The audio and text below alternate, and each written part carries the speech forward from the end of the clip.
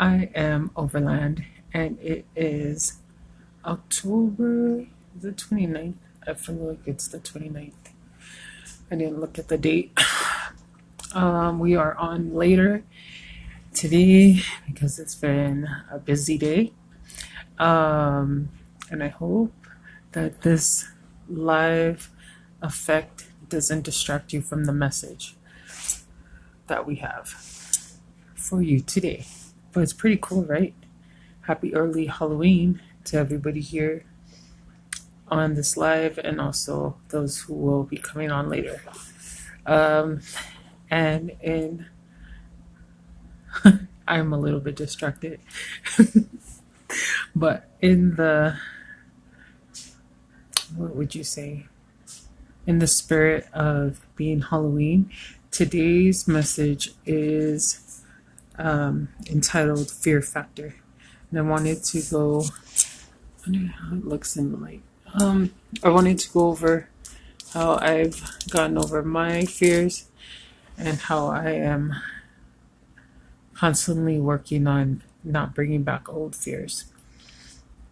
I think, no, I know the best way to get over a fear is recognizing it, seeing it for what it is, and then looking for solutions and steps to getting over that fear. Fear plays into your limited mindset.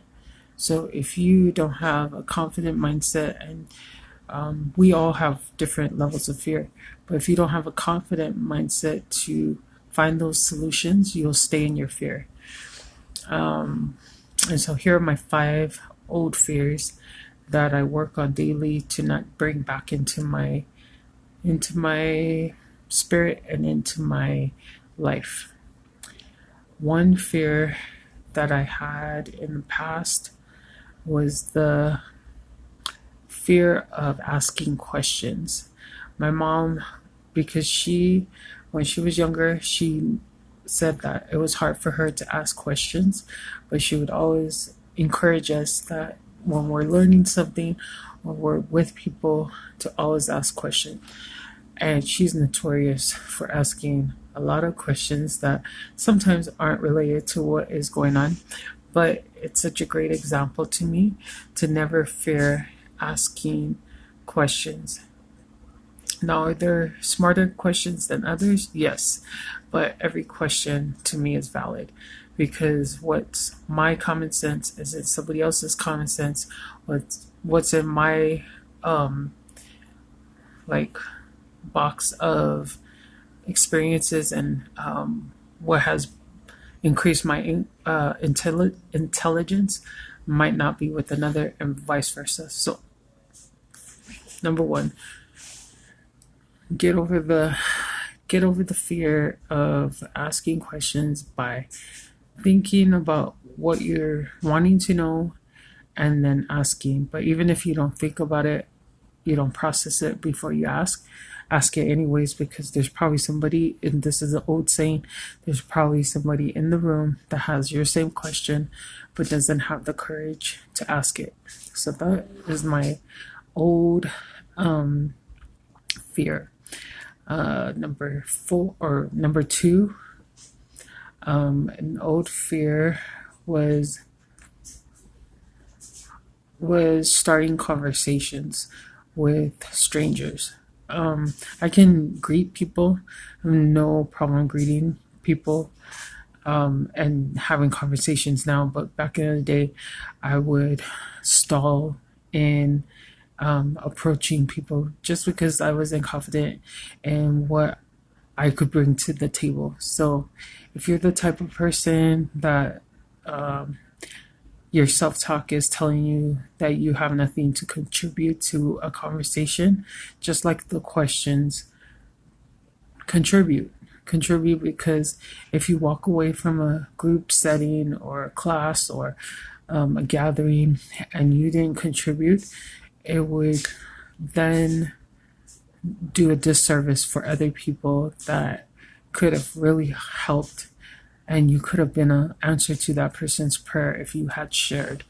I always get on my one sister for she has so much wisdom, but she's very selective of who she shares with and when to share.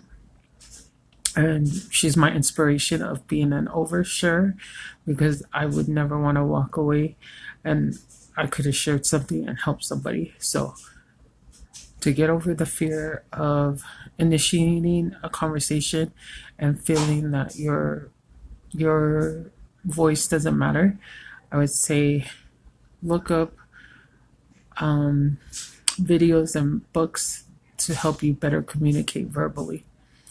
Number 3, fear. I used to have a fear of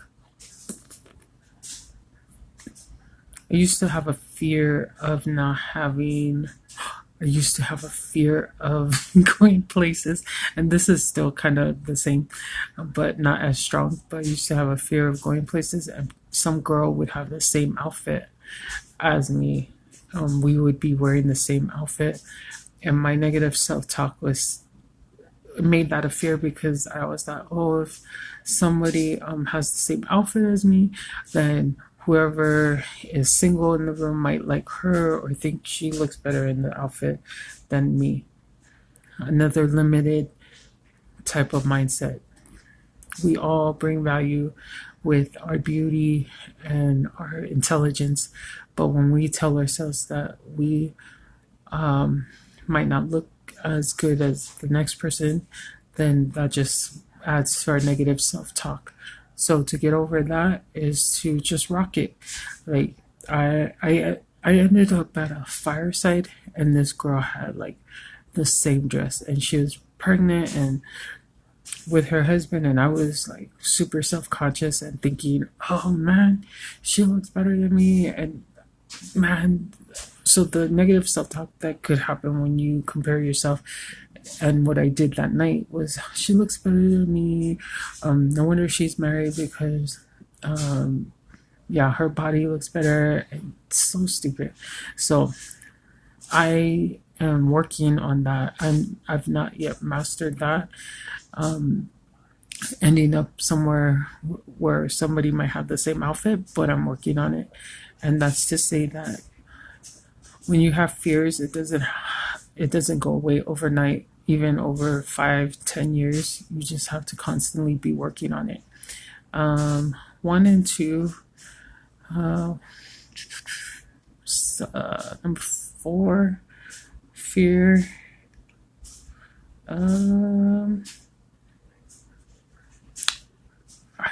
I try really hard to not be fearful, and so it's hard for me to think of fears.